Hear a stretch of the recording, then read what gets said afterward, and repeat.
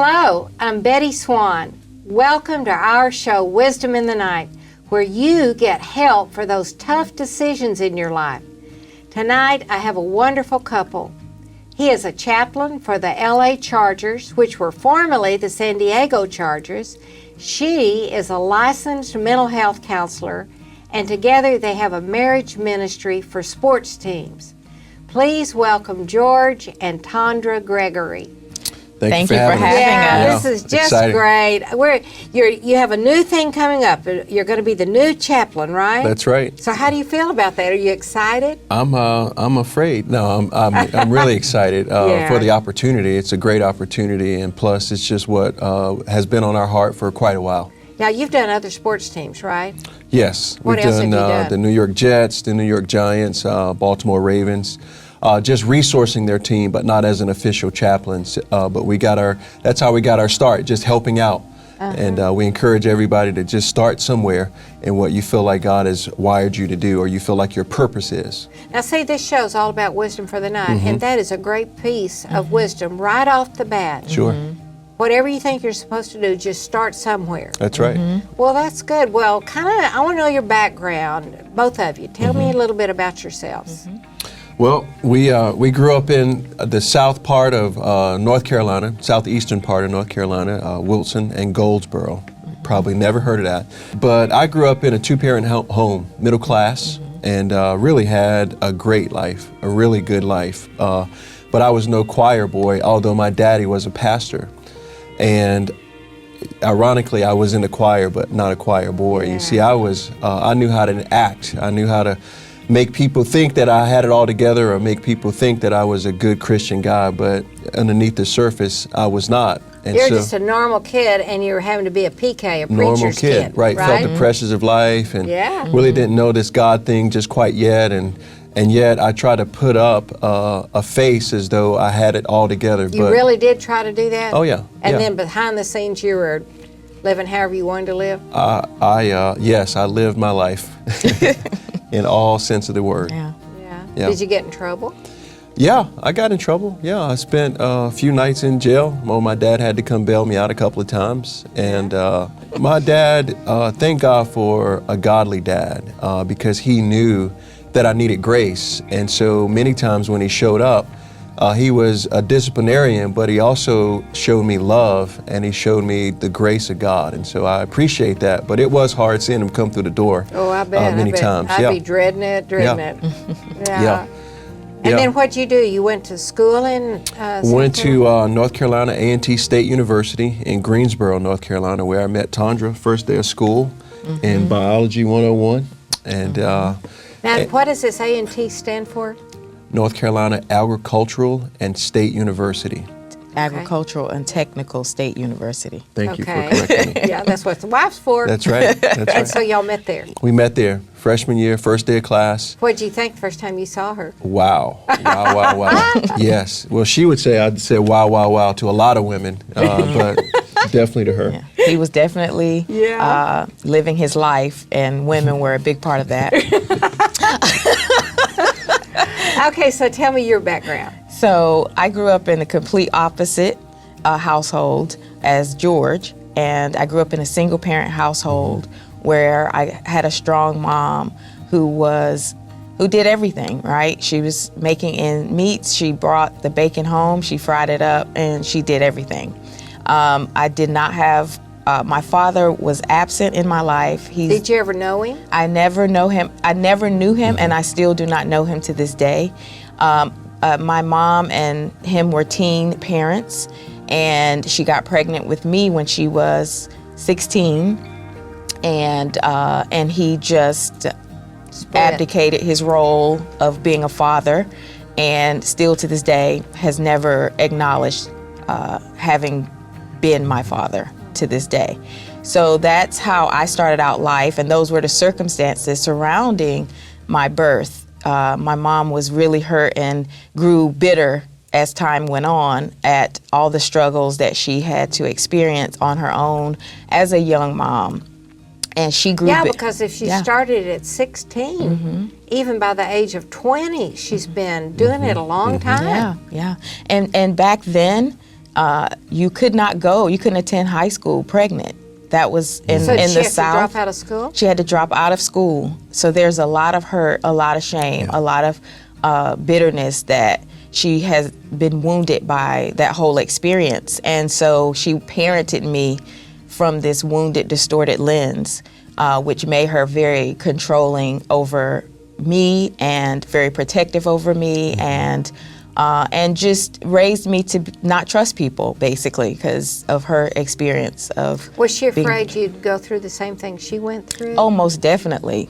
She was very much bent on me, not having me repeat the lifestyle choices that she had experienced. How'd that make you feel? Did you feel hemmed in, or did it not bother you?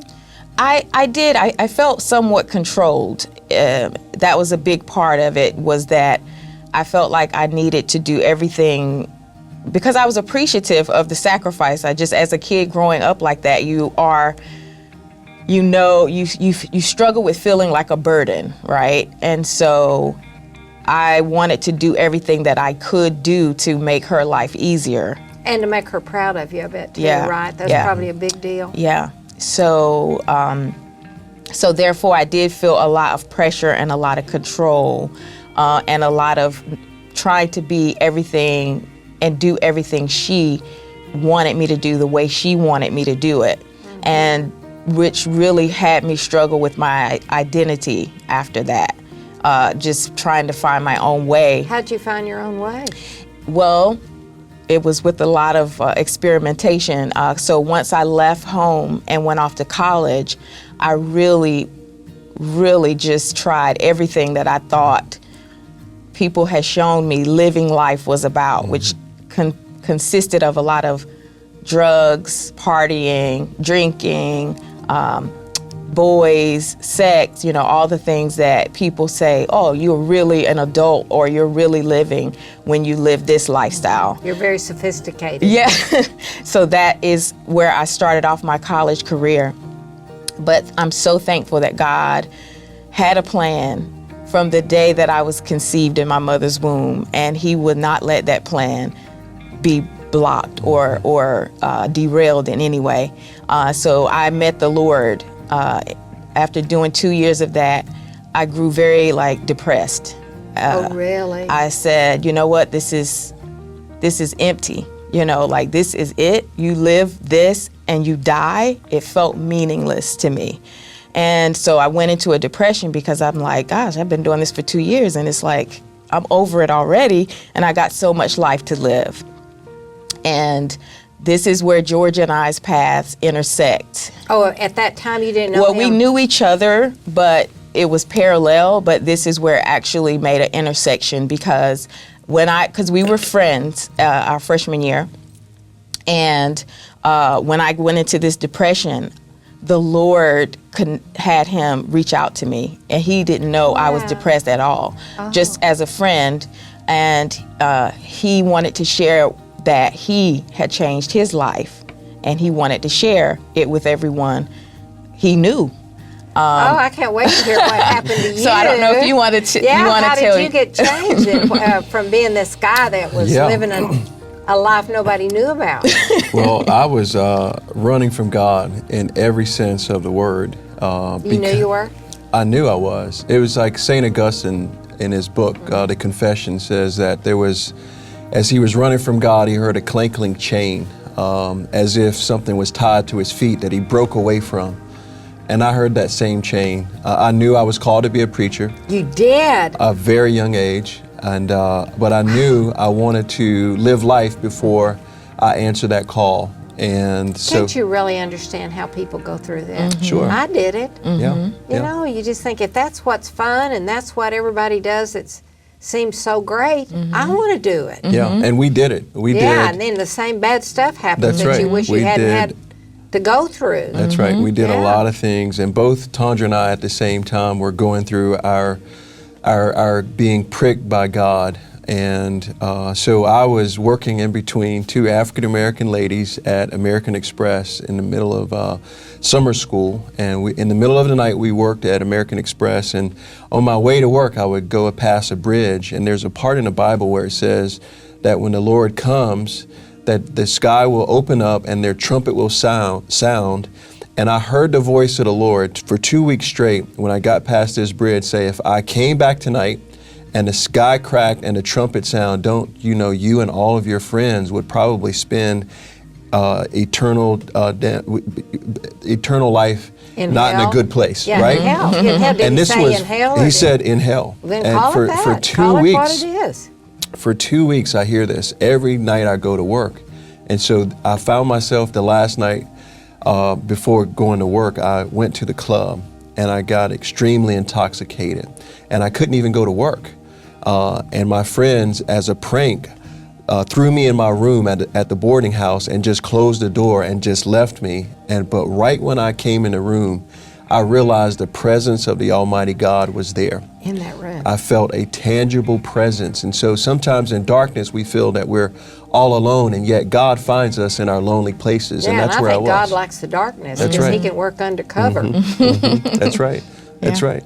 So I fell to my knees. I knew that I needed Jesus in my life. I knew I needed a Savior because I couldn't measure up. My dad had preached the gospel to me too many times for me not to understand who to turn to in that moment. And so I did, and I woke up the next morning on my knees. My dad was going to come up to see me that day, and when he got there, I ran outside and I said, Dad, guess what?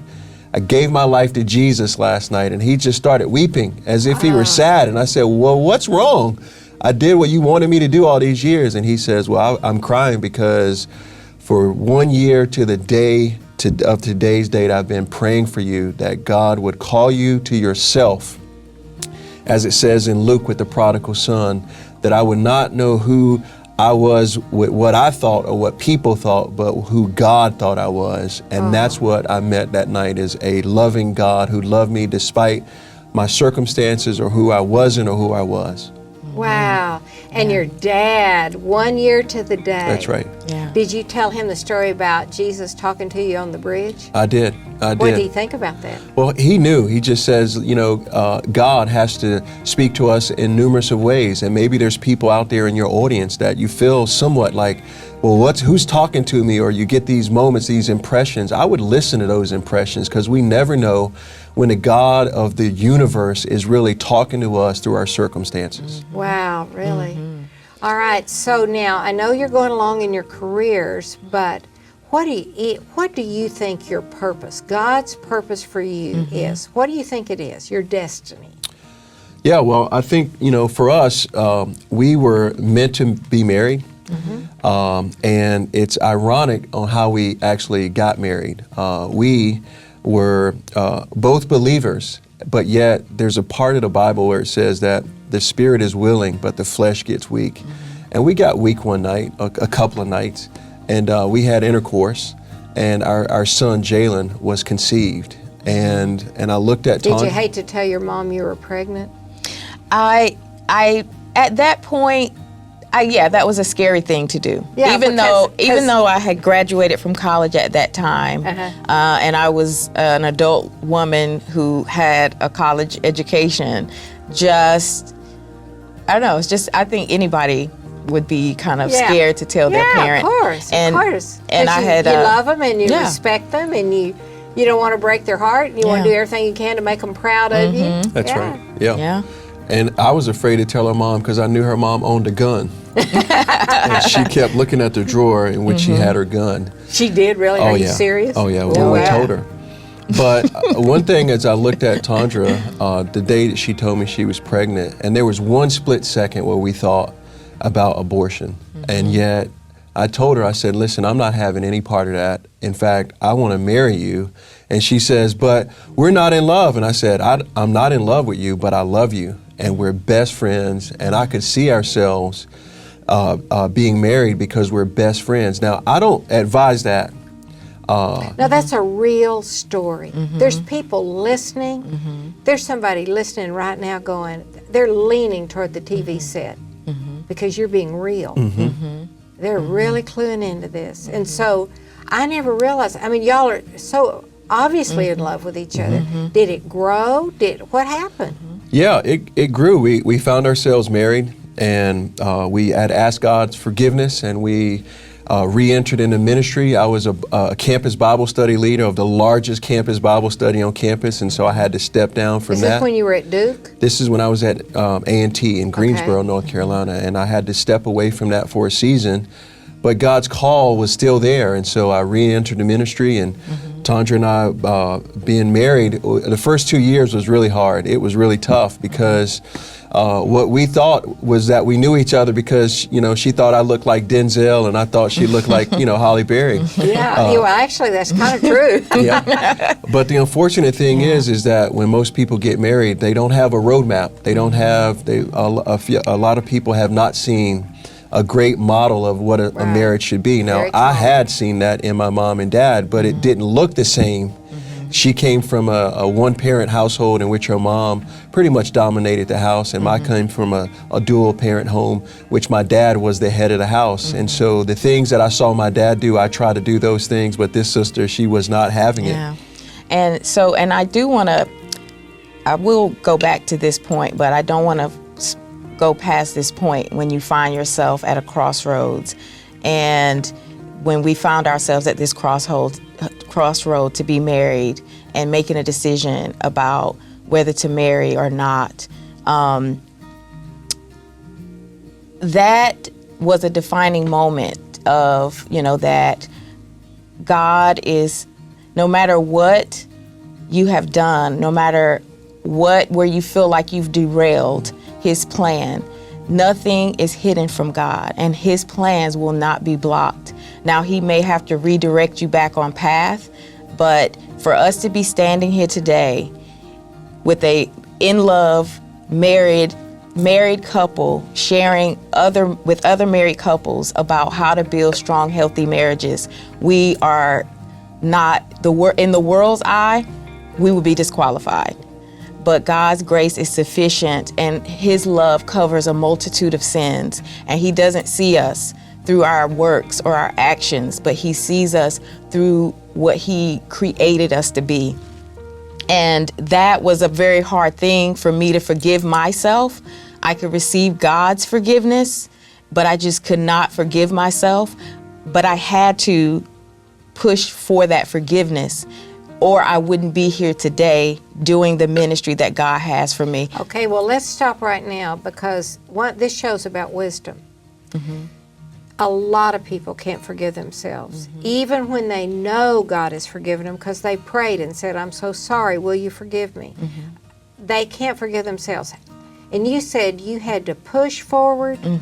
What does that mean? So when I say push to forgive myself, I had to keep saying, I forgive myself. And I had to keep out loud, and I had to keep declaring the scriptures about what God says about forgiveness, and eventually. What scripture specifically? Do you remember one? Well, that love covers a multitude of sin, that He cast our sins into the sea of forgetfulness, and that He has a plan for our life that won't be blocked. There are just multiple scriptures that I kind of that worked. Did you find yourself slowly forgiving yourself, or was it real fast? It was a slow process of forgiving myself.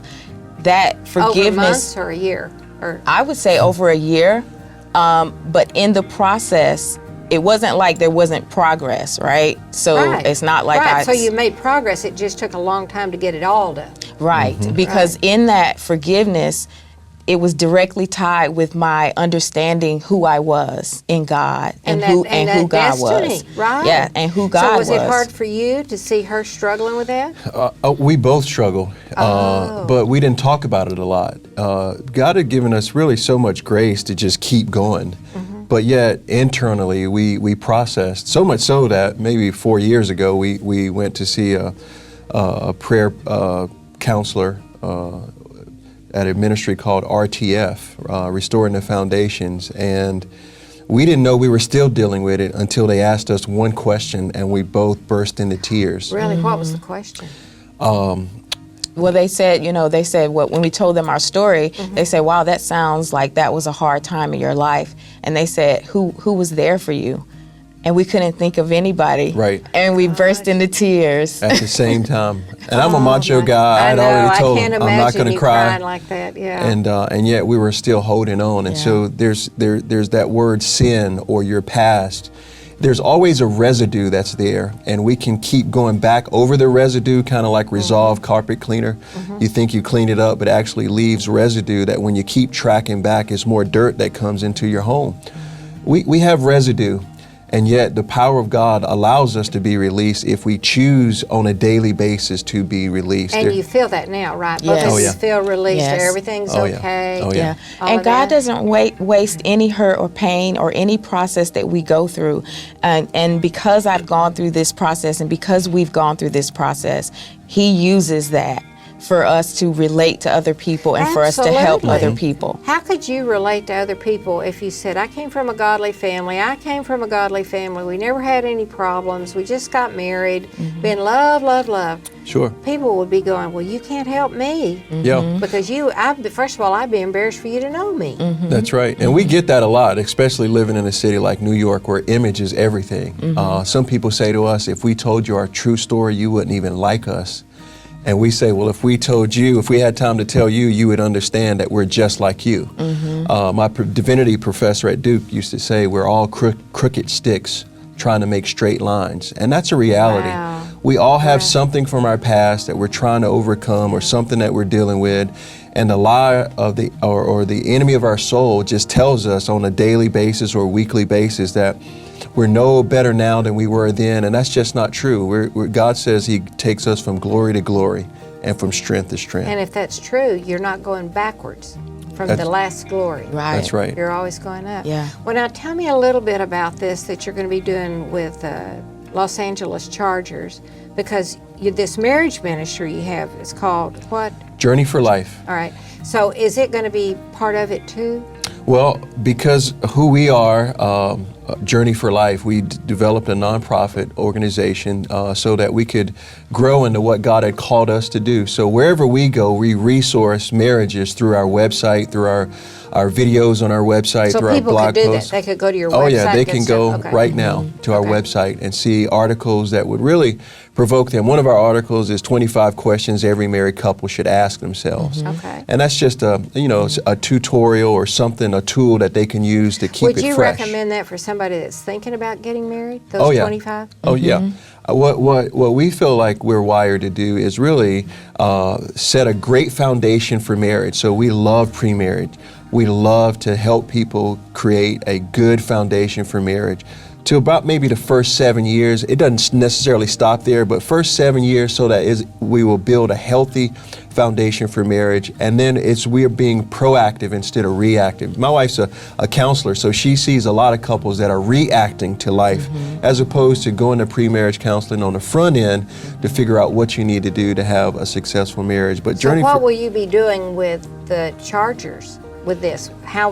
What will you actually be doing, and then what will you be doing as a couple? Well, everything we do together. Oh, okay. And that's a great part of who God's called us to be in our marriage. And it's ironic that how we started off, we're helping couples to have successful relationships and marriages. And so half of chaplaincy is really supporting these NFL players and their wives, the coaches, and their marriages, and really discussing with them and leading them to a decision that we work on our marriage now so that we can have a future later. 70% of NFL players divorce after retirement. 70%. After retirement? After retirement. Why not during retirement, when they're still playing? Well, because I'm not a player, I don't know everything about that statistic, but I could imagine that when the money's not there anymore, there's probably something of a foundation that gets shaken a little bit, or maybe it's the prestige, or maybe it's the quality of life.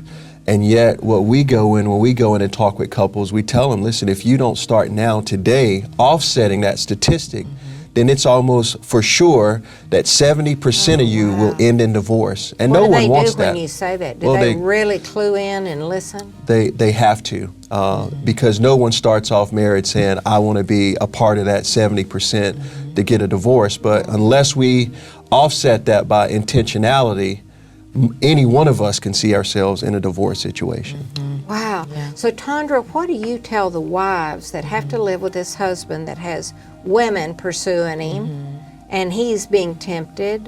What do you tell those women?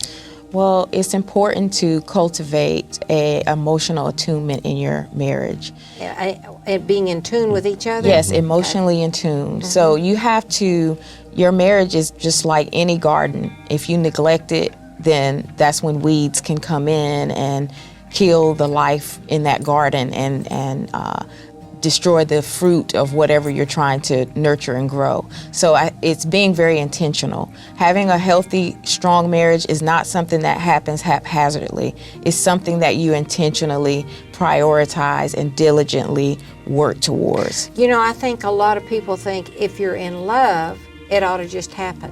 But that's not what you're saying, is it? Even if you're in love, really in love, you're saying you still have to work at it, right? You still have to work at it. Love is commitment. Yeah, in the good times and the bad times. And the bad That's right. times. Yeah. That's right. Yeah. So love is an act of the will. It's not a feeling. Well, George, what do you see as with these NFL players that you've worked with? What is their greatest need that you see? I think the greatest need is really someone to walk beside them who's not looking for anything from them. Not a coach that's expecting that's anything, true. not a family member that's trying to get, in the limelight, or friends that's trying to say, hey, can you give me some money? It's Give me really some someone tickets. who is really just coming alongside and just saying, listen, I'm here to walk with you. I'm here to talk with you. And what we do well together as a couple is, because I'm a pastor, I've got some answers, some wisdom in the night for people, right? But my wife is a therapist, and so we're able to give practical tools and practical help. There's single guys on the team, not all married, so it's half marital support. But some of those guys, they just need a father figure. They need to see a good marriage modeled so that when they are married, they'll have someone that they can go back to. So we're really excited that we can mentor, we can counsel, we can pastor, we can cut up. We're just ordinary people, by the way. So we love to laugh and we love to invite these players over our home. Well, and that's we're just excited. great. I want to really thank you. I thank you, too, so much for tuning in tonight. It wasn't an accident that you turned on the TV, and I hope you received some great wisdom about marriage, about as an individual serving the Lord, about how to actually receive the Lord into your life, because He loves you and He wants to let this great plan He has for you take place. So I hope you have a lot of wisdom from this. I hope you have a great night, the rest of the night, whether you're going to sleep or you're going to work. I'll see you next time. Bye.